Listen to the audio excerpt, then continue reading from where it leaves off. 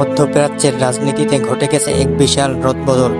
28শে ফেব্রুয়ারি 2026 তারিখ এক ভয়াবহ হামলায় ইরানের সর্বোচ্চ নেতা আয়াতুল্লাহ আলী খামেনির মৃত্যুর পর সারা বিশ্ব অপেক্ষায় ছিল কে ধরবেন ইরানের হাল। আর ঠিক এই চরম উত্তেজনার এবং যুদ্ধের দাবানলের মধ্যেই ইরানের নতুন সুপ্রিম লিডার বা সর্বোচ্চ নেতা হিসেবে ঘোষণা করা হলো তার মেজো ছেলে মোস্তফা খামেনির নাম। কিন্তু কে এই মোস্তফা খামেনি? তিনি কি তার বাবার মতোই প্রতাপশালী? তিনি কেমন, কোথায় লেখাপড়া করেছেন এবং ক্ষমতায় বসেই বা চলমান এই যুদ্ধের মাঝে তিনি কি পদক্ষেপ নিচ্ছেন? আজকের ভিডিওতে আমরা জানবো সদ্য ক্ষমতায় বসা ইরানের নতুন সুপ্রিম লিডার মোস্তফা খামেনি সম্পর্কে অজানা তথ্য। চলুন শুরু করা যাক।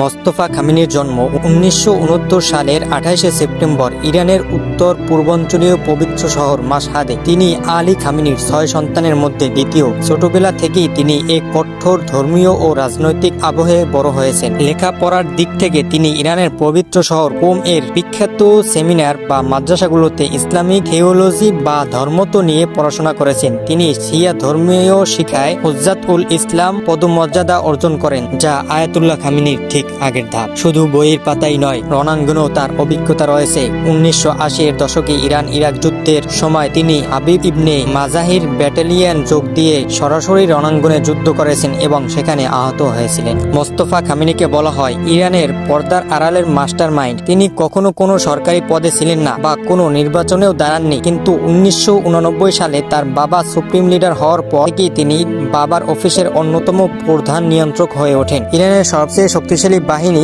ইসলামী রেভলিউশনারি গার্ড IRGC এবং গোয়েন্দা সংস্থাগুলোর সাথে তার রয়েছে অত্যন্ত গভীর ও মজবুত সম্পর্ক। 2009 সালে ইরানে যখন ব্যাপক সরকার বিরোধী বিক্ষোভ হয়, তখন সেই বিক্ষোভ কঠোর হাতে দমনের পিছনে মোস্তফার বড় ভূমিকা ছিল বলে মনে করা হয়। এসব কারণে 2019 সালে মার্কিন যুক্তরাষ্ট্র তার উপর সরাসরি নিষেধাজ্ঞা জারি করেছিলেন। তিনি প্রকাশ্যে খুব কম আসেন, কোনো ভাষণ দেন না, কিন্তু পর্দার আড়াল থেকে দেশের আসল কলকাঠি তার হাতেই ছিল। 2026 সালের মার্চের শুরুতে আমেরিকা ও ইসরায়েলের সাথে চলমান ভয়াবহ যুদ্ধে ঠিক মাঝখানেই তাকে সুপ্রিম লিডার ঘোষণা করে ইরানের অ্যাসেম্বলি অফ এক্সপার্টস। 1979 সালের পর এই প্রথম ইরানের বাবার পর ছেলে ক্ষমতায় বসলেন। ক্ষমতায় বসার সাথে সাথেই ইরানের সশস্ত্র বাহিনী IRGC এবং হিজবুল্লাহ ও হুতিদের মতো অ্যাক্সিস অফ রেজিস্ট্যান্স এর সবকটি শাখা তাকে নিজেদের নতুন নেতা হিসেবে মেনে নিয়ে আনুগত্য প্রকাশ করেছে। তিনি বর্তমানে আমেরিকা ও ইসরায়েলের বিরুদ্ধে ইরানের সামরিক কৌশল এবং মিসাইল ও ড্রোন হামলার সরাসরি নেতৃত্ব দিচ্ছেন।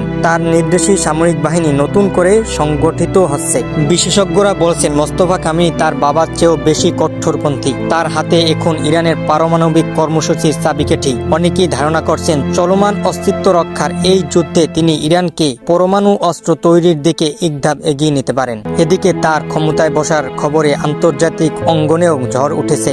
মার্কিন প্রেসিডেন্ট ডোনাল্ড ট্রাম্প কড়া ভাষায় জানিয়েছেন যে মোস্তফার এই নিয়োগ আমেরিকার কাছে অগ্রহণযোগ্য এবং তাকে টিকতে দেওয়া হবে না। ইসরায়েল ও তাকে সরাসরি টার্গেট করার হুমকি দিয়ে রেখেছেন। মোস্তফা খামেনি এমন এক সময় ইরানের সর্বোচ্চ ক্ষমতা হাতে নিলেন যখন দেশটি তার ইতিহাসের অন্যতম ভয়াবহ এক যুদ্ধের ভিতরে দিয়ে যাচ্ছে। তিনি কি পারবেন এই বিশাল চাপ সামলাতে, তার বাবার সাম্রাজ্য টিকিয়ে রাখতে, নাকি মধ্যপ্রাচ্যে শুরু হবে নতুন কোনো ইতিহাস? এই বিষয়ে আপনাদের মতামত কি কমেন্টে অবশ্যই জানাবেন।